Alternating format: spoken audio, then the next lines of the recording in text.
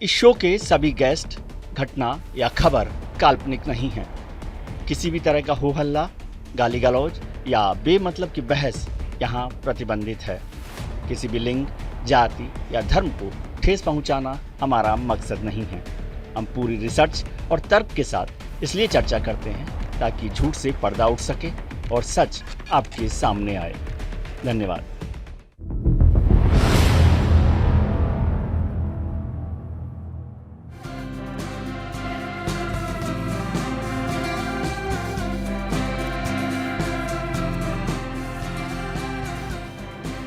हमने हाथ फैलाकर इश्क मांगा था, सनम ने हाथ चूमकर जान निकाल। जो हमारे जवानों को अरुणाचल प्रदेश में पीट रहे हैं, मैंने कहा हिंदुस्तान की प्रेस मुझसे इनके बारे में एक सवाल नहीं पूछेगी। हमारे लिए नॉर्थ ईस्ट, हमारे बॉर्डर एरिया आखिरी छोर नहीं बल्कि सुरक्षा और समृद्धि के गेटवे है।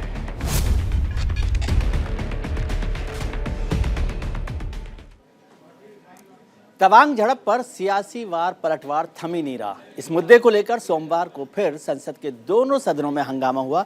राज्यसभा में नेता प्रतिपक्ष मल्लिकार्जुन खड़गे ने कहा कि चीन हमारी जमीन पर कब्जा कर रहा है या पुल बना रहा है, इस पर चर्चा नहीं करेंगे तो फिर किस बात पर चर्चा करेंगे। इसके बाद राज्यसभा में चीन के मुद्दे पर चर्चा से इनकार के बाद विपक्ष ने सामूहिक रूप से वॉकआउट कर दिया।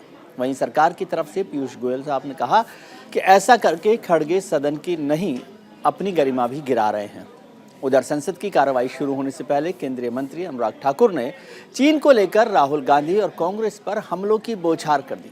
आइए सबसे पहले आपको बताते हैं कि आज इस मुद्दे पर क्या क्या हुआ। चीन पर जो है तनातनी बढ़ी हुई है, संसद में भी लगातार चल रही है। तवांग को लेकर संसद में हंगामा आज भी जारी रहा। दिन भर उसको लेकर हंगामा चलता रहा। सुबह सुबह उस पर वॉकआउट हुआ है। आप देख ही रहे हैं कि चीन पर बॉर्डर पर जिस तरह से चल रहा है।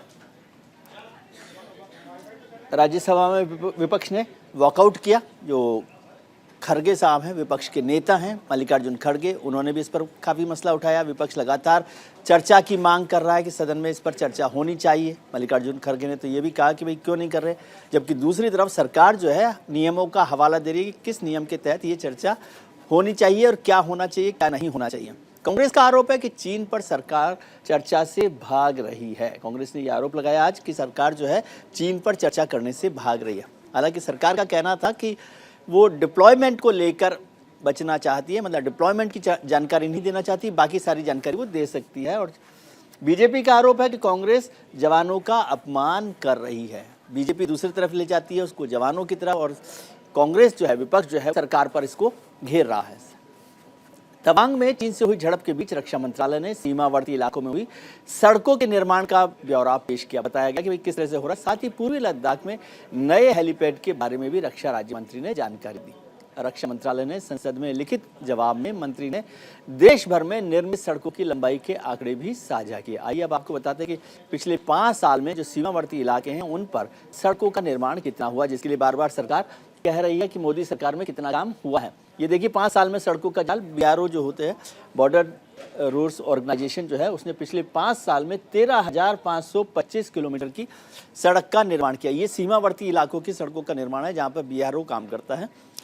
चीन से सटे राज्यों में 8,588 किलोमीटर सड़कों का निर्माण LAC पर किया गया। जो लाइन ऑफ एक्चुअल कंट्रोल है वहाँ पर 8,588 किलोमीटर का।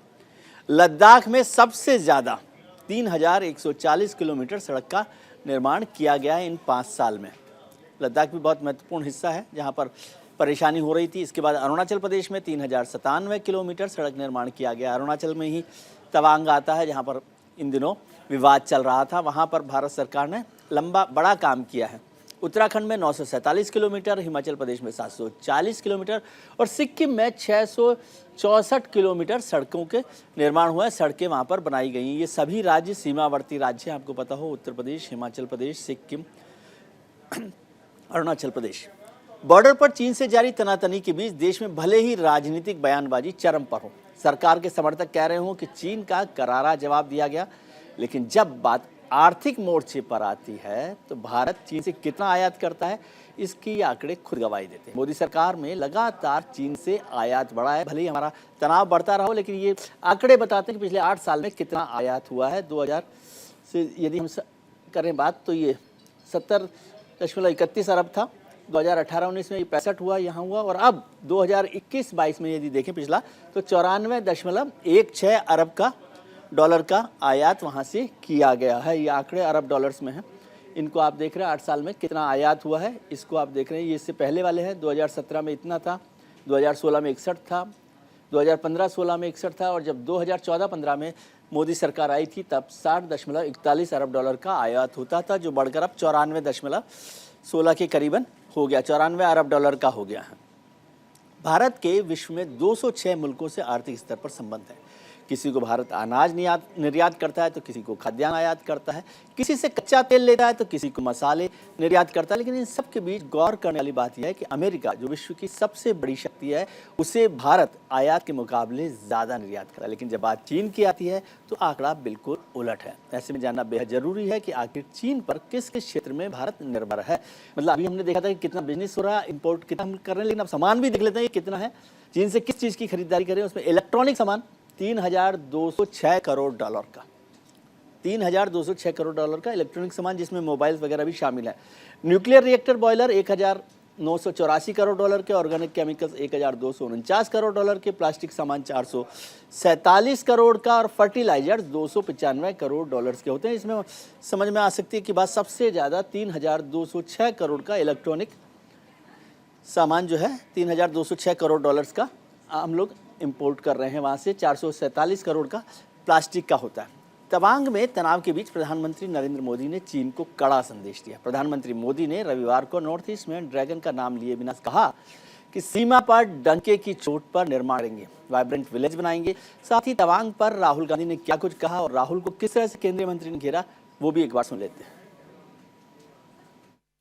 साथियों, हमारे लिए नॉर्थ ईस्ट, हमारे बॉर्डर एरिया आखिरी छोर नहीं, बल्कि सुरक्षा और समृद्धि के गेटवे है। राष्ट्र की रक्षा भी यहीं से सुनिश्चित होती है और दूसरे देशों से व्यापार कारोबार भी यहीं से होता है। मैं आपसे शर्त लगा लेता हूं कि प्रेस वाले आज सब सवाल पूछेंगे, आगे पीछे दाएं बाएं, यात्रा, सचिन पायलट, अशोक गहलोत, सब पूछेंगे, मगर चाइना के बारे में एक सवाल नहीं पूछा जाएगा। जिन्होंने 2000 स्क्वायर किलोमीटर हिंदुस्तान का उठा लिया, जिन्होंने हिंदुस्तान के 20 जवानों को शहीद किया, जो हमारे जवानों को अरुणाचल प्रदेश में पीट रहे हैं, मैंने कहा हिंदुस्तान की प्रेस मुझसे इनके बारे में एक सवाल नहीं पूछेगी। कम से कम वो लोग तो प्रश्न ना उठाएं जो डोकलाम की घटना के समय किनके साथ पाए गए, क्या पीते पाए गए, किस देश के वो अधिकारी थे, किन देश के लोगों से उन्होंने फंडिंग ली। राहुल जी, क्या चाइना के अधिकारियों के साथ आप थे? क्या भारतीय सेना के ऊपर उस समय प्रश्न चिन्ह आप खड़ा कर रहे थे? क्या चाइनी दूतावास से फंडिंग राजीव गांधी फाउंडेशन ने ली? इस पर राहुल गांधी चुप क्यों है? हमारे जो विदेश मंत्री हैं, उनके सुपुत्र जिस संस्था में काम करते हैं, चीनी दूतावास से उस संस्था ने 3 बार फंड्स लिए हैं। हमने तो कोई आरोप नहीं लगाया, क्योंकि इसी तरह से फंड रेजिंग की जाती है, उसमें गलत क्या है? आप अपनी बातों का जवाब दीजिए कि क्यों मोदी जी चीन से डरते हैं, क्यों मोदी जी चीन के सामने मुंह नहीं खोल पाते हैं, चीन को क्लीन चिट देते हैं, अपने ही सैनिकों के बलिदान को नकारते हैं और उनका अपमान करते हैं। सीमा पर तनाव के बावजूद दोनों देशों के बीच व्यापारिक संबंध लगातार बढ़ रहे हैं। इस बढ़ते संबंध का चीन जमकर फायदा भी उठा रहा है। चीन से भारत को होने वाले निर्यात में दिन दोगुना और रात चौगुना तेजी आ रही है। ऐसे में सवाल उठता है कि क्या व्यापार पर रोक से चीन को चोट लग सकती है? क्या चीन पर बहस करने से सरकार बच रही है? और क्या चीन के खिलाफ और आक्रामक होने की जरूरत है? आज इसी मुद्दे पर चर्चा करने के लिए हमारे साथ जुड़ रहे हैं खास मेहमान defence expert retired major general Ashwini Kumar Srivastava साहब जुड़ रहे हैं, एयर कमांडर एसपी सिंह साहब हमारे साथ होंगे, अर्थशास्त्री डॉक्टर शरद कोहली और इंडियन इंस्टीट्यूट ऑफ फाइनेंस के निदेशक प्रोफेसर अमन अग्रवाल भी हमारे साथ जुड़ रहे हैं। आप सबका बहुत बहुत स्वागत है। भारत सरकार के पूर्व विदेश सचिव शशांक साहब भी हमारे साथ जुड़ेंगे कुछ ही देर में। आप सबका एक बार बहुत बहुत स्वागत है। जनरल सिवाच, पहले आपसे बात करते हैं, फिर आर्थिक मसले पर बात करेंगे। क्या स्थिति है, आज का अपडेट क्या है? हम सुरक्षित हैं? हाँ बिल्कुल, इसमें कोई शक नहीं, बिल्कुल सुरक्षित हैं और भारत की सिचुएशन भी बहुत अच्छी है।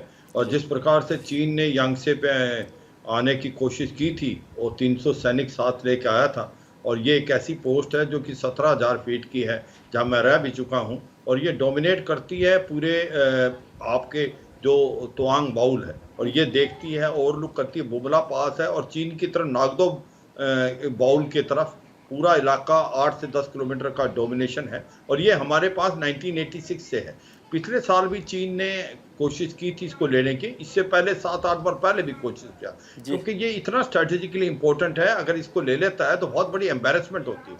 और इस बार जब ये आया है तो कोई 25-30 आदमी लेके नहीं आया जो पेट्रोल होती है, ये 300 एक स्ट्रॉन्ग जो स्ट्रेंथ को लेके आया था।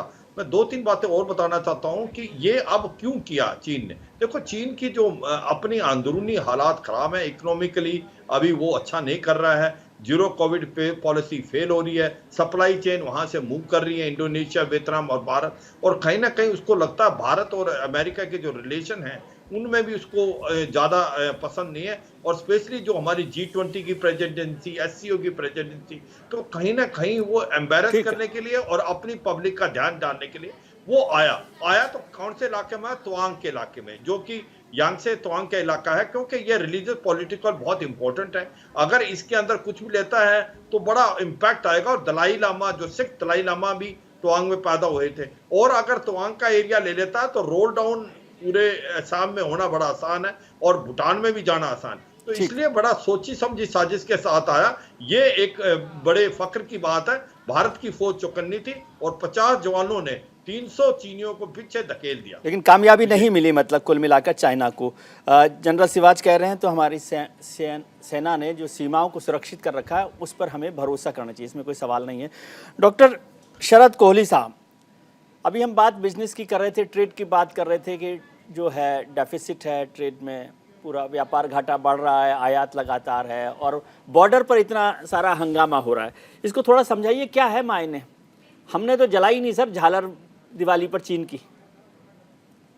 बहुत अच्छी बात करी आपने कि आपने दिवाली पे झालर नहीं जलाई, पर अभी जो आप आंकड़े पेश कर रहे थे जी, उन आंकड़ों को अगर ध्यान से देखें तो सबसे ज्यादा इलेक्ट्रॉनिक प्रोडक्ट आ रहा है जी। इस इलेक्ट्रॉनिक प्रोडक्ट्स में भी जो मोबाइल और मोबाइल के कंपोनेंट्स हैं जी, वो सबसे ज्यादा आ रहे हैं। और दूसरे नंबर पे आपने देखा होगा कि बॉयलर रिएक्टर, जो कि इंडस्ट्री में इस्तेमाल होने वाला सामान है जी। तो आपने और हमने तो झालर नहीं जलाई, हम तो बाकायदा स्वदेशी रहे और हमने ये खास ध्यान दिया मेड इन चाइना किसी भी सामान पे ना लिखा हो जिसको हम खरीदने जा रहे हैं जी। पर हकीकत ये है और ये कड़वी सच्चाई है जी कि आज भी हम अपनी इंडस्ट्री, अपनी मैन्युफैक्चरिंग, अपनी कंजम्पशन नीड्स के लिए चीन पर निर्भर है, और निर्भरता ये बड़ी है, इसमें कोई दो राय नहीं। और इसका कारण हम मुख्य देखिए कि इसका कारण क्या है, क्या वजह है कि ये लोग इसको, विपक्ष इसको कहता है हिपोक्रेसी है, एक तरफ आप ये करते हैं, दूसरी तरफ आपका व्यापार बढ़ता है। इसका मुख्य कारण है कि चाइना जो प्राइस दे रहा है, जो कीमत दे पा रहा है, और जो वॉल्यूम, जो बच चाहिए वो वॉल्यूम समझ से आ जाती है। और तीसरा हद तक, अब तो पहले तो चाइनीज था, चल गए तो चांद तक, वरना शाम तक जी। अब चाइना की ऐसे प्रोडक्ट्स हम मंगाते हैं जिनकी क्वालिटी अच्छी है जी। तो ये तीन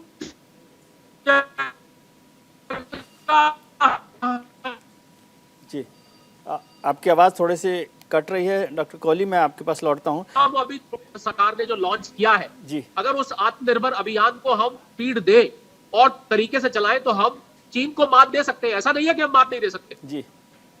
ठीक है। प्रोफेसर अमन अग्रवाल साहब, जो बात कोहली साहब समझा रहे हैं इसको थोड़ा सा और समझाइए मुझे कि भाई जो काम मैं कर सकता हूं वो मैं कर रहा हूं, लेकिन जो काम सरकार को करना चाहिए वो काम क्या हो रहा है कि लगातार आयात बढ़ता जा रहा है? ऐसी क्या जरूरत है? हम किस तरह के मजबूत आर्थिक मजबूती के वाले देश हैं? देखिए जी, पहली बात तो जो सरकार ने काफी जो है नकेल कसी है। अगर आपको याद हो पिछले 2-3 सालों में जो फॉरेन डायरेक्ट इन्वेस्टमेंट या फॉरेन इंस्टीट्यूशनल इन्वेस्टमेंट चाइना के थ्रू आता था, जी जो निर्यात आता था, बड़ी अलग अलग कंपनियों के द्वारा आता था, उसका पता नहीं होता था कि कहाँ से आ रहा है, कहाँ से जा रहा है, जी और वो चाइना का ही आदमी कर रहा है या कोई हिंदुस्तानी मिलके उसके साथ कर रहा है, जी ये बड़ा अनक्लियर होता था। उसके ऊपर बहुत नकेल कसी सरकार ने, जी और हमें देखने को मिला कि जो फॉरेन डायरेक्ट इन्वेस्टमेंट या FII जो आ रहा था उसमें बहुत कमती हुई और चाइना भी बड़ा नुकसान हुआ। जी इसी तरीके से अभी शरद ने बताया कि इलेक्ट्रॉनिक इंडस्ट्री में, अगर आप इलेक्ट्रॉनिक इंडस्ट्री देखें तो 5G के अंदर भी जो कॉन्ट्रैक्ट देने की बात हो रही थी वो उसको नहीं दिया गया। उसके अलावा जो बड़ी बड़ी चाइना की कंपनियां हैं उसके ऊपर कड़े कदम उठाए गए हैं। तो ऐसा नहीं है कि चाइना के ऊपर भारत सरकार का कोई रुख जो है बड़ा नरम है। लेकिन सर ये तो प्रोफेसर साहब ये तो नाना करते प्यार कर तुम इसे कर बैठे वाला हाल है ये तो। देखिए ऐसा है, जहां तक ट्रेड की बात है, जब हम एक ग्लोबल विलेज का पार्ट बन जाते हैं तो हम ये कहें कि हम इससे ट्रेड नहीं करेंगे या करेंगे, उसमें सिर्फ भारत सरकार का नहीं होता है, क्योंकि जो एक आम आदमी है, एक छोटा व्यापारी है, वो काफी हद तक उससे जुड़ जाता है। जी और अगर एक कोई सिक्योरिटी के मामले को देख के लेके चले तो भारत सरकार कभी ना कभी कर भी सकती है, पर उससे जो नुकसान होगा, सबसे ज्यादा जो नुकसान होगा वो छोटे व्यापारी के मरने का नुकसान होगा। और वो नहीं चाहती है कि इस टाइप से डिस्टेबलाइजेशन आए। अलग अलग तरीके से समझा के लोगों को निर्यात के तरीके से और चीजों के तरीके से बता के कि वो अपना रुझावन बदले, उससे जरूर है। बट ये कह के एकदम से एक ही दिन में कह दे हाँ, अगर सिक्योरिटी रिस्क आता है, अगर हम ट्रेड पाकिस्तान के साथ भी देखें तो वहां पे भी ट्रेड है हमारा, ऐसा नहीं है कि ट्रेड नहीं है, जबकि हर रोज ही कुछ ना कोई बात हमारी चलती रहती है उसके लेके। पर इसका ये ट्रेड जो होता है वो सारे देशों के साथ चलता रहता है, और क्योंकि जो ट्रेड चलता है वो सिर्फ सरकारें नहीं करती हैं, एक आम आदमी, आप जैसा मेरे जैसा आदमी जो काम कर रहा है वो ट्रेड करता है। छोटा व्यापारी भी होता है, बड़ा व्यापारी। जी मतलब सबसे बड़ा रुपया है कौली साहब। देखिए हमें इसको प्रैक्टिकल होके सोचना पड़ेगा। प्रैक्टिकल होके ये सोचना है कि मैं आपको उदाहरण देता हूँ। पीछे जब चाइना ने, जब पिछली कोविड की वेव चाइना में आई थी तो उन्होंने शंघाई का पोर्ट बंद हो गया जी, और आप मानेंगे नहीं, मैं आपको सच्चाई बता रहा हूँ। उदाहरण लेके दिल्ली का, दिल्ली में करोल बाग, सदर बाजार जैसे, चांदनी चौक जैसे बाजार है, सभी दर्शक जानते होंगे, बड़े मशहूर है दिल्ली के। आप मानेंगे नहीं कि वहां पर शटर डाउन करने की नौबत आ गई थी। ये क्या बता रहा था कि चाइना पे हम कितना भी स्टॉक भी जमा था, वो स्टॉक भी खत्म हो गया था जी। तो ये बात सच है जो अमन ने बात करी है, बहुत अच्छी बात करी है। पहले के मुकाबले आपने कहा नाना करते प्यार तुम ही से कर बैठे, पर अब प्यार पहले वाला प्यार नहीं है। अब ये पहले वाला प्यार नहीं, अब केवल एक जान पहचान रह गई है। इस जान पहचान को मुझे लग रहा है भारत सरकार खत्म नहीं करना चाहती, क्योंकि अगर रिश्ते पूरी तरह से टूट जाते हैं तो हमारे साथ आर्मी के इतने सीनियर ऑफिसर बैठे हुए हैं, वो इस बात को पुष्टि करेंगे कि अगर ये रिश्ते पूरी तरह से टूट जाते हैं और बातचीत बंद हो जाती है और पूरी तरह से आवागमन बंद हो जाता है, आयात निर्यात बंद हो जाता है जी, मैं समझता हूं वो परिस्थिति ज्यादा खतरनाक बन जाएगी और वहां से फिर लौट पाना बहुत मुश्किल होगा। और हकीकत ये, और एक बात मैं कड़वी सच्चाई जो और बताना चाह रहा हूं जी, कि बार बार ये बात उठती है कि हम चीन को एक सबक सिखाना चाहते हैं जी। तो ये सबक चीन को आप जितना भी कर लीजिए, भारत को जो वो निर्यात कर रहा है बहुत छोटा हिस्सा है उसके पूरे, उसका ट्रिलियंस ऑफ डॉलर का, चाइना एक पूरी तरह से एक्सपोर्ट ड्रिवन इकोनॉमी है जी, बहुत छोटा सा हिस्सा भारत में आता है जी। और वो छोटा सा हिस्सा अगर हम बंद भी कर देंगे तो इससे चाइना को उतना फर्क नहीं पड़ेगा जितना फर्क हमें पड़ेगा। ये बहुत जरूरी बात मैं आपके संज्ञान में लाना चाह रहा था कि चाइना को हम कोई सबक नहीं सिखा सकते, बहुत छोटा सा हिस्सा है। $100 बिलियन चाइना के लिए ऊंट के मुंह में जीरा है जी, और अगर हम इसको बंद करते हैं हमारे ऊपर ज्यादा असर होगा, उनके ऊपर कम होगा। तो बहुत ही सोच समझ के कदम उठाना पड़ेगा, जो भी कदम उठा जी जाएगा बहुत सोच समझ। जनरल सिवाच, कोहली साहब ने और अग्रवाल साहब ने बात समझा दी कि भाई किस तरह से हो रहा है, ट्रेड क्यों हो रहा है, क्यों जरूरी है और हम लोगों पर कितना एहसान सारी सरकारें कर रही हैं। आपके आदेश पे तो जवान जो है वहाँ पर खड़ा रहता है, गोली खाने को तैयार है, झगड़ा करने को तैयार है, मार खाने को तैयार है, लेकिन हम अपना रुपया नहीं छोड़ना चाहते। ये भी हमारे ऊपर ही एहसान है, जैसे अग्रवाल साहब ने और कोहली साहब ने समझाया। तो क्यों अपने जवानों को वहाँ पर खतरे में डाला जाए? देखो कुछ घालमेल मुझे समझ में नहीं आ रहा सर। हाँ, मैं शिवाज समझ- साहब कहते मुझे थे तो एक- बेचारा जवान जो है वहां पे लड़ता रहता है, कभी तवांग में लड़ता है, कभी गलवान में लड़ता है। हाँ विजय, एक बात समझ आनी पड़ेगी, जो जवान वहां खड़ा है उसको हथियार भी चाहिए, उसको अम्यूनिशन भी चाहिए, उसको अच्छा इक्विपमेंट भी चाहिए, उसके लिए आपकी इकोनॉमी अच्छी होनी चाहिए। अगर आपकी इकोनॉमी अच्छी होनी है तो आपका इंपोर्ट एक्सपोर्ट तो होना है। ये सच्चाई है, ये कड़वी सच्चाई, बहुत अच्छी बात बताई और मैं इनसे सहमत हूं कि भाई जो चीन के साथ हमारा इंपोर्ट बढ़ता जा रहा है, बल्कि ट्रेड डेफिसिट भी $94 बिलियन हो गया अभी, मगर वो सच्चाई है कि इलेक्ट्रॉनिक आइटम और न्यूक्लियर रिएक्टर हम ज्यादा ले रहे हैं। मगर ये भी सच्चाई है कि जो हमारी डायरेक्ट इन्वेस्टमेंट थी एफडीआई, और जो हम कुछ एक ऐप भी हमने बैन की, क्योंकि हम वर्ल्ड ट्रेड ऑर्गेनाइजेशन के हिस्सा हैं, कुछ कमिटमेंट है उसको हम एकदम छोड़ नहीं सकते।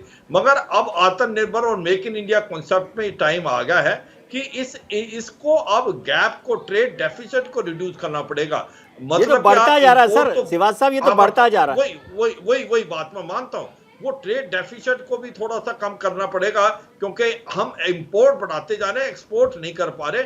मुझे पूरा विश्वास है जो हमारे इकोनॉमिक्स पंडित हैं वो समझें, पर मैं यही बताने की कोशिश कर रहा हूं। तो ये भारत को ये समझना चाहिए, अगर आप एक स्ट्रॉन्ग मिलिट्री पावर बनना चाहते हैं तो आप बन नहीं सकते जब तक आप इकोनॉमिक पावर नहीं। ये दोनों एक कॉइन के दो हिस्से हैं। और चीन को अगर आप देखें, कोई भी देश है वर्ल्ड में, चाहे अमेरिका है, चीन है या बाकी देश हैं, वो जब तक इकोनॉमिकली स्ट्रांग नहीं है, मिलिट्री स्ट्रांग नहीं हो सकते। और अगर आप मिलिट्री स्ट्रांग नहीं है तो आप इकोनॉमिकली स्ट्रांग नहीं हो सकते। एक इसका उदाहरण है रूस जो है सेकंड, जो मिलिट्री पावर में सेकंड और थर्ड था, मगर इकोनॉमिक पावर में 12वें नंबर पे था। अब रूस यूक्रेन की लड़ाई में वो जीत तो नहीं पा रहा और उसकी इकोनॉमी सफर कर रही है। तो ऐसे में सच्चाई ये है, सोच समझ के वो लेना है। मगर ये कतई नहीं है कि आप अपनी डिफेंस प्रिपेयर्डनेस पे कमजोरी करें। जो मैं जिस प्रकार से आपने आंकड़े दिखाए हैं, लास्ट 5 साल में 10,000 किलोमीटर की आपके सड़कें बनी हैं, आपकी ब्रिजेस बने हैं, रेलवे लाइन बने हैं, आपके अच्छे हथियार आए हैं, आप बेटर प्रिपेयर्ड हो। तो ये भी सच्चाई है कि आज वो 1962 का भारत नहीं, ये बदला हुआ भारत है। और मैं ये सच्चाई से कहना चाहता हूं, ये 10 साल में ही हुआ क्या फर्क, जो हमारे 68 प्रोजेक्ट इसलिए बनते कि इन्वायरमेंटल क्लियरेंस नहीं मिला था, इन्वायरमेंटल क्लियरेंस नहीं मिलता था। मगर जैसे ये मोदी गवर्नमेंट आई, इन्वायरमेंटल क्लियरेंस 6 महीने में मिल गया और हर प्रोजेक्ट चला हुआ है। ये सच्चाई है कि इस इंफ्रास्ट्रक्चर डेवलपमेंट में अरुणाचल प्रदेश में बड़ा इंपैक्ट आया। आप ये सोचे, पहले हमारा माइंडसेट क्या था कि हम सोचते थे कि अगर हमने अरुणाचल प्रदेश में सड़कें बना दी तो चीन आ जाएगा, क्योंकि हमारी इकोनॉमी अच्छी नहीं थी। तो आप ये कह नहीं सकते, गवर्नमेंट को किसी को ब्लेम नहीं कर सकते। हमें देखना पड़ेगा, अब धीरे धीरे हमारी इकोनॉमी अच्छी हुई तो हमने अपनी मिलिट्री पावर भी बढ़ा ली।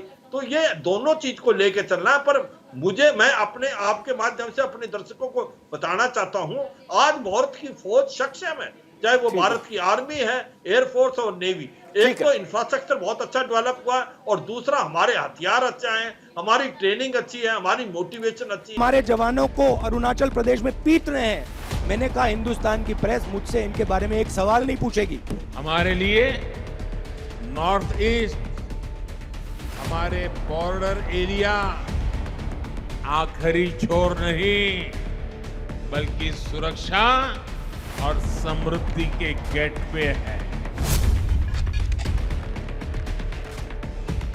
शशांक साहब, आपसे समझना चाहता हूं, एक शेर था कि खूब पर्दा है कि चिलमन में, खूब पर्दा है कि चिलमन से लगे बैठे हैं, साफ छुपते भी नहीं, सामने आते भी नहीं।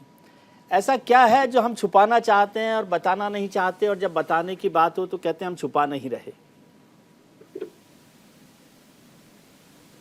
ये हम लोगों की मुसीबत इसलिए है कि हम बड़े देश हैं एशिया में, चीन भी एक बड़ा मुल्क है, पड़ोसी देश है जी। हमें मिलजुल कर ही रहना पड़ेगा जी। यूक्रेन और रूस की तो हालत नहीं करनी है, या ताइवान और चीन की भी नहीं।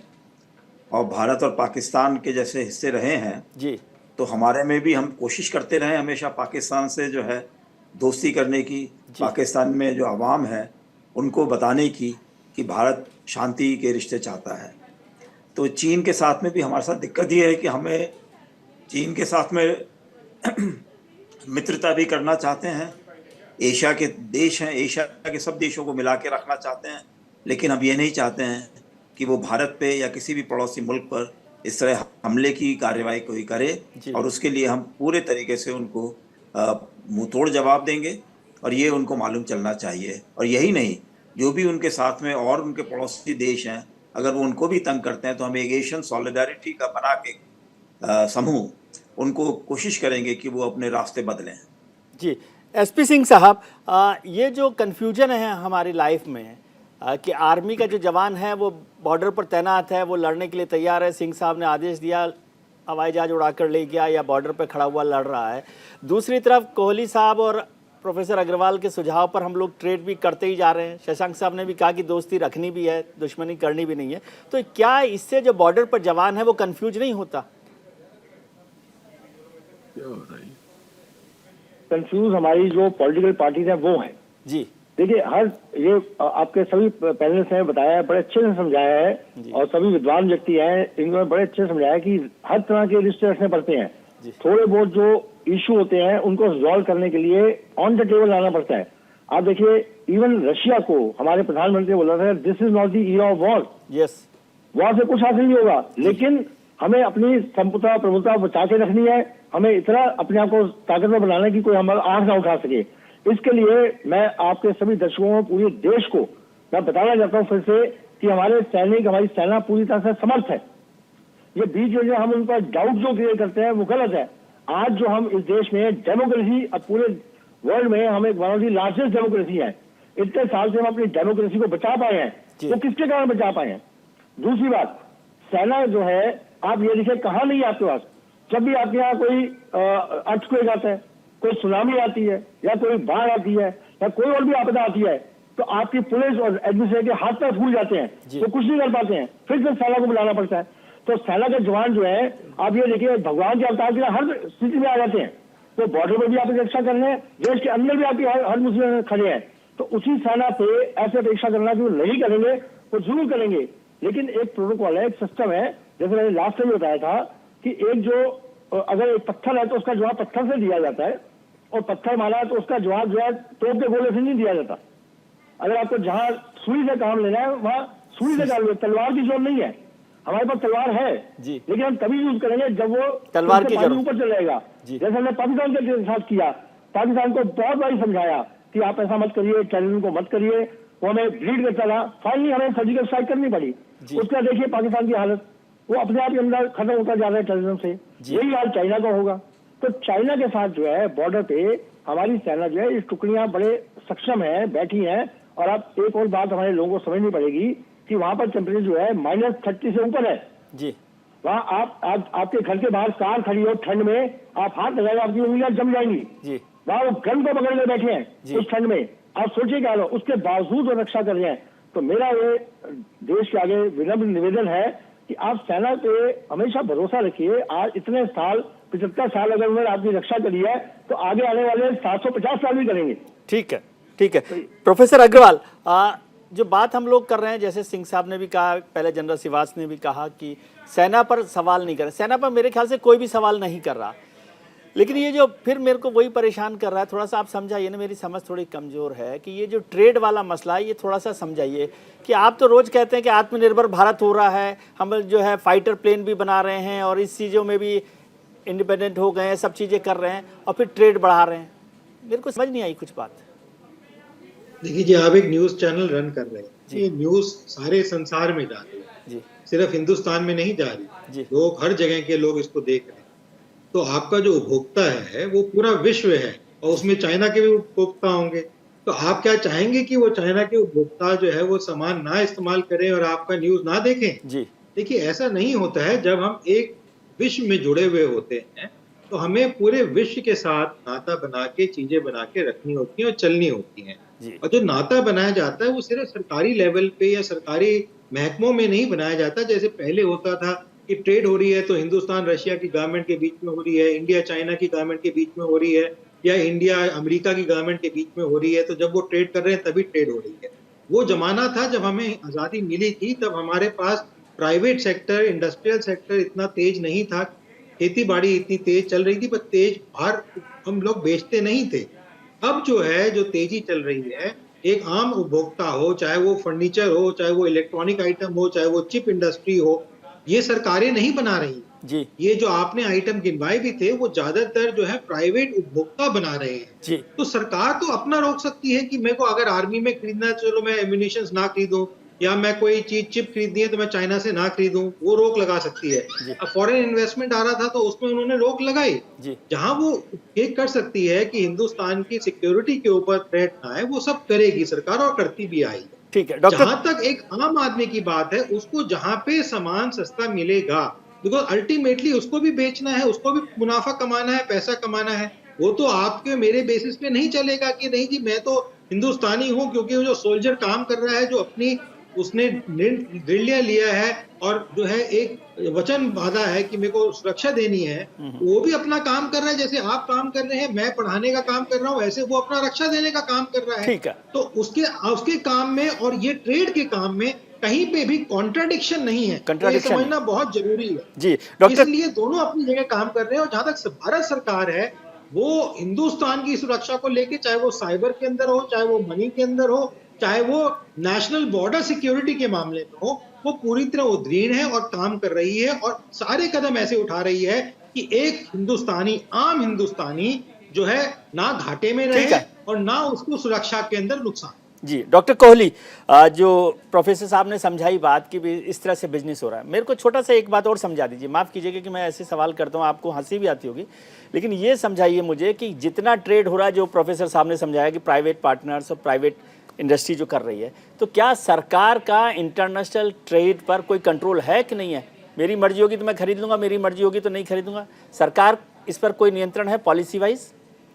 नहीं, बिल्कुल नियंत्रण होता है। बिना सरकार की मर्जी के तो आप एक सुई भी नहीं मंगा सकते हैं। इस बात का आप ध्यान में रखिए कि जब तक सरकार की तरफ से ओके नहीं होगा, आप कोई चीज यहाँ नहीं मंगा पाएंगे। ये तो सच है, पॉलिसी तो सरकार बनाती है जी। अमन जो कह रहे थे कि आप एक दफे पॉलिसी बना दी तो जो सामान आ रहा है वो आता रहेगा। देखिए, मैं तो राजनीति से नहीं आता हूं, पर अगर आज एमएसएमईज बंद होने की नौबत आए, बेरोजगारी बढ़े, तो विपक्ष उसके लिए सवाल उठाता है, बिल्कुल जायज उठाता है, उनकी ड्यूटी है ये करने की।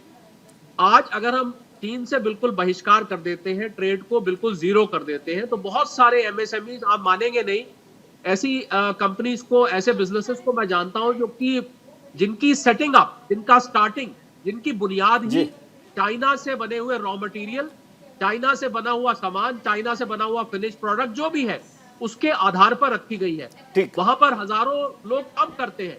आज हम बंद कर देंगे तो वहां दिक्कत खड़ी हो जाएगी। हमें देखिए बहुत ही बैलेंस्ड अप्रोच लेके चलना है। आप तहश में आके, ये हमारे जो विपक्ष वाले हैं, ये तहश में आके केजरीवाल जी ने एक स्टेटमेंट दिया कि चाइना से ट्रेड बंद कर दीजिए, हम सब कुछ यहाँ बना सकते हैं। तो केजरीवाल साहब, दिल्ली में फैक्ट्रियां लगवा दीजिए ना, यहाँ पर ठीक की फैक्ट्रियां आप लगवा दीजिए यहाँ पर। हकीकत यह है कि कहना आसान है, करना मुश्किल है। मैं इसको आपके पूरी की पूरी डिबेट को अगर मैं एक लाइन में करूं तो कहना आसान, करना मुश्किल। कहना बहुत आसान है, विपक्ष में बैठ के सब बंद कर दीजिए, ठीक है, चाइना हमें लूट रहा है। शशांक साहब, जब ये बात आती है कि कहना आसान हो और करना मुश्किल हो, तो डिप्लोमेसी काम आती है, तब आप ही को याद करते हैं सबसे पहले। तो हम डिप्लोमेटिक लेवल पर कहाँ हैं? आपकी कृपा है। देखिए, पहले हम लोग इंपोर्ट सब्स्टिट्यूशन की बात करते रहे हैं जी, वो अब फॉर्मूला चलता नहीं है, विश्व में कहीं भी नहीं चलता है जी। अब बात चल रही है कि किस तरीके से सप्लाई चेन रिलेशनशिप्स जो हैं उनको थोड़ा सा डाइवर्सिफाई इस तरीके से करा जाए कि कई देश जैसे जापान हुआ, अमेरिका हुआ, वो अपने देश के अंदर प्रोडक्शन लाना चाह रहे हैं और टैक्स इंसेंटिव्स दे रहे हैं या डिसइंसेंटिव्स दे रहे हैं ताकि चीन में जो है वो प्रोडक्शन कम हो जी। ऐसे समय में जो ऐसे देश हैं जैसे भारत है, वियतनाम है, मलेशिया है और देश हैं, वो कोशिश कर रहे हैं कि वहाँ पे जो है प्रोडक्शन जो है सप्लाई चेन वहाँ पे आना शुरू हो। तो हमारा जो फॉर्मूला आत्मनिर्भरता का है वो ऑटार्की का नहीं है या इंपोर्ट सब्स्टिट्यूशन वाला नहीं है, जो पिछले सालों में जब तक कि नरसिम्हा राव साहब ने इंपोर्ट लिबरलाइजेशन नहीं किया था जी, तब तक चलता रहा था। और भारत में हमने देखा था कि प्रोडक्शन जो है बहुत स्लो प्रोसेस चल रहा था। सर, एक छोटा सा जवाब, एक छोटा सा सवाल मैं आपसे समझना चाहता हूँ। अब जो है अच्छी ग्रोथ रेट चल रही है, लार्ज इकोनॉमीज में वर्ल्ड में हम लोगों का सबसे पहला नंबर है, और अगर 6% का भी होने लगता है तो पूरे विश्व में सारे अखबार मैगजीन्स कहते हैं साहब बहुत ही भारत की जो है प्रोडक्शन कम हो गई है। ग्रोथ रेट कम हो गई है 6% पे। ठीक है। तो इसलिए हमको कोशिश करनी चाहिए कि ग्रोथ रेट बढ़ा के रखें, क्योंकि हम लोग जो है सब वर्ल्ड के ग्रोथ के इंजन बने हुए हैं। सर एक छोटा सा हमारी जिम्मेदारी छोटा भी सा है एक जवाब कि मैं हम आपसे वैक्सीन समझना सप्लाई चाहता हूँ, करते हैं, छोटा सा एक प्रोडक्शन बेस हम अपना बनाएंगे यहाँ जी। पर, तो अपने लिए भी और देशों के लिए भी हम मदद कर सकें। सर छोटा सा एक सवाल, छोटा सा जवाब मैं समझना चाहता हूँ कि डिप्लोमेटिक रिलेशंस के लेवल पर आप सेटिस्फाइड हैं जो हमारे भारत चीन के बीच में संबंध चल रहे हैं? देखिए, सेटिस्फेक्शन का तो मतलब ये है कि आप उसको बहुत इम्प्रूव कर सकते हैं। हम भी चाहते हैं कि रिलेशंस बहुत इम्प्रूव हों। हम ये भी चाहते हैं कि शी जिनपिंग साहब जो हैं अपने देश के जो लोग हैं उनको अच्छी रहने सहने का जो है अच्छा वो दे, कोविड वहाँ पे कम हो जाए। तो मैं तो बल्कि ये भी कहूँगा कि अगर कोविड का जो हम वैक्सीन शेयर कर सकते हैं चीन के साथ में या उन देशों के साथ में जहाँ पे चीन की कोविड की वैक्सीन लगी है और इफेक्टिव नहीं हुई है, तो हमको ऑफर करना चाहिए। तो मैं चाहता ही हूँ कि डिप्लोमेसी और आगे बढ़ सकती है, तो जो हमारे प्रोडक्शन फैसिलिटीज या जो हमारे टेक्नोलॉजिकल कैपेबिलिटीज हैं उनको हम शेयर करें चीन के साथ भी, अमेरिका के साथ भी और देशों के साथ भी। जी सिंह साहब आप समझाइए, बहुत छोटा सा जवाब, वक्त कम है, कि जो शशांक साहब कह रहे हैं डिप्लोमेसी के लेवल पर जिस लेवल पर है, क्योंकि मैंने अक्सर देखा है जब डिप्लोमेसी फेल होती है तो हम युद्ध पर जाते हैं, जंग पर जाते हैं, किसी भी देश में, मतलब हिंदुस्तान की बात नहीं कर रहे, दुनिया में, और जब जंग शुरू कर देते हैं, जब खत्म करनी होती है तो फिर शशांक साहब के पास जाते हैं। अभी किस लेवल पर हैं हम? देखिए अभी भी हम डिप्लोमेसी के लेवल पर ही हैं। डिप्लोमेसी की स्ट्रेंथ है, अलग अलग है, इकोनॉमिक स्ट्रेंथ है, मिलिट्री स्ट्रेंथ है और आपकी डायस्पोरा स्ट्रेंथ है। ये बड़े सारे पार्ट्स हैं आपके डिप्लोमेसी के। एक अकेली डिप्लोमेसी बातों से नहीं होती, उसमें बड़ा सारा है। जब आप डिप्लोमेसी टेबल पर बात करते हैं आमने सामने, जब आपका कंटिजेंट जाता है, जब आपका डेलीगेशन जाता है, तो आपकी बैकिंग है, आपकी मिलिट्री बैकिंग भी आपको होती है। ठीक है, वो डेटरेंस होता है। ठीक है प्रोफेसर साहब, छोटा सा जवाब आपसे भी, बिल्कुल वक्त मेरे पास बिल्कुल नहीं है। कोहली साहब आपके पास बात है, एक छोटा सा कमेंट आपसे भी। प्रोफेसर साहब, यदि आत्मनिर्भर हो जाएंगे तो सिंह साहब को भी मदद मिलेगी और शशांक साहब को भी मिलेगी, ऐसी स्थिति है? आपको भी मिलेगी, हमको भी मिलेगी, मिलेगी, क्यों नहीं होगी। और हिंदुस्तान जो है काफी हद तक आत्मनिर्भर रहा है। जब 95-96 के अंदर जब हमने पहली बार न्यूक्लियर टेस्ट किया, उसके बाद जो इम्पोजिशंस लगी अमेरिका की तरफ से और 50 से 60 हजार लोग डिसएम्प्लॉय करके भेजे गए वापस, उसके बाद से भारत की जो है नीति स्ट्रक्चर ऐसे रहा है कि हम आत्मनिर्भरता की तरफ बढ़े। ठीक है। और बीच में थोड़ा साइकिल स्लो हो गया था, पर वो वापस आ गया है। तो इसलिए वो निर्भरता है हमारे में, पर इसका मतलब ये नहीं है कि हम लोगों के साथ संबंध तोड़ें। जी डॉक्टर कोहली, फाइनल कमेंट आपका, बहुत छोटा सा। बस मैं फाइनल यही कहना चाहूंगा कि बहुत कठिन है डगर पनघट की, इसमें कोई दो राय नहीं है जी। पर आप देखेंगे आने वाले 2-3 साल में आपको बदलाव दिखेगा, क्योंकि सीटीआई के एक चैनल पे शो कर रहा था, उन्होंने ये साफ कहा कि अब चाइना से जो सामान ई कॉमर्स के थ्रू आता है उसकी भी टैगिंग होनी चाहिए, हमें पता लगे क्या चीज चाइना से आ रही है। हम उस ओर बढ़ रहे हैं, अभी आपको बढ़ता दिखा दे रहा है, पर आने वाले 2-3 साल में आप देखेंगे आपको एकदम इसमें गिरावट दिखेगी, क्योंकि जो फैक्ट्रियां, जो आत्मनिर्भर अभियान, जो स्टार्टअप भारत में लग रहे हैं, वो चीन को मात देंगे, मुझे उसमें कोई भी शक और बिना नहीं। चलिए बहुत बहुत शुक्रिया सर आपका, डॉक्टर कोहली आपका शुक्रिया, प्रोफेसर अग्रवाल आपका शुक्रिया, कमांडर एसपी सिंह साहब आपका, और शशांक साहब आपका भी बहुत बहुत शुक्रिया, और जनरल सिवाज साहब हमारे साथ जुड़े थे, उनका बहुत शुक्रिया। आज हमने शो की शुरुआत में आपसे सवाल पूछा था कि क्या चीन के खिलाफ और आक्रामक होने की जरूरत है। इस पर 75% लोगों ने हाँ के पक्ष में अपना वोट किया, वहीं 25% लोग इसके पक्ष में नहीं हैं। यानी 75% लोग समझते हैं कि अभी थोड़ा सा एग्रेसिव होने की जरूरत है। आपने नेताओं की बात सुनी, हमारे पैनलिस्ट की बात सुनी, अब छोटी सी बात मेरी भी, यानी विजय भी। ब्रिज में एक कहावत है कि ओछे की प्रीत बालू की भीत। इसका अर्थ है कि जैसे बालू की दीवार मजबूत नहीं होती, कभी भी गिर सकती है, उसी तरह किसी भी रूप से कमजोर गिरे हुए व्यक्ति से दोस्ती ज़्यादा दिन तक नहीं चलती, इसलिए इनसे दूर रहें तो ही अच्छा है। चीन के मामले में भी शायद ऐसा कहा जाए तो गलत नहीं होगा, क्योंकि वो एक और व्यापार के नाम पर करोड़ों रुपए कमा रहा है, वहीं दूसरी ओर पीछे से वार भी करता रहता है। पहले हिंदी चीनी भाई भाई के नाम पर माओ का नेहरू से विश्वासघात, फिर डोकलाम में विवाद, और अब तवांग में खींचतान। चीन बार बार ऐसी हरकतें कर रहा है, लेकिन हुक्मरान सेना के शौर्य को खुद की कामयाबी बताकर वाहवाही लूट रहे हैं। लेकिन कहते हैं ना कि काट की हांडी तो बार बार नहीं चढ़ती। सेना का सलाम है, सेना को सब लोग सलाम करते हैं, इसलिए ज़रूरत है कि सख्त कदम की, बाकी राजनीति तो होती ही रहती है। आज के कार्यक्रम में इतना ही। उम्मीद करता हूँ कि आने वाला कल आपके लिए आज से बेहतर हो। आप अपना ख्याल रखिए और उनका ख्याल रखिए जो आपका ख्याल रखते हैं। नमस्कार।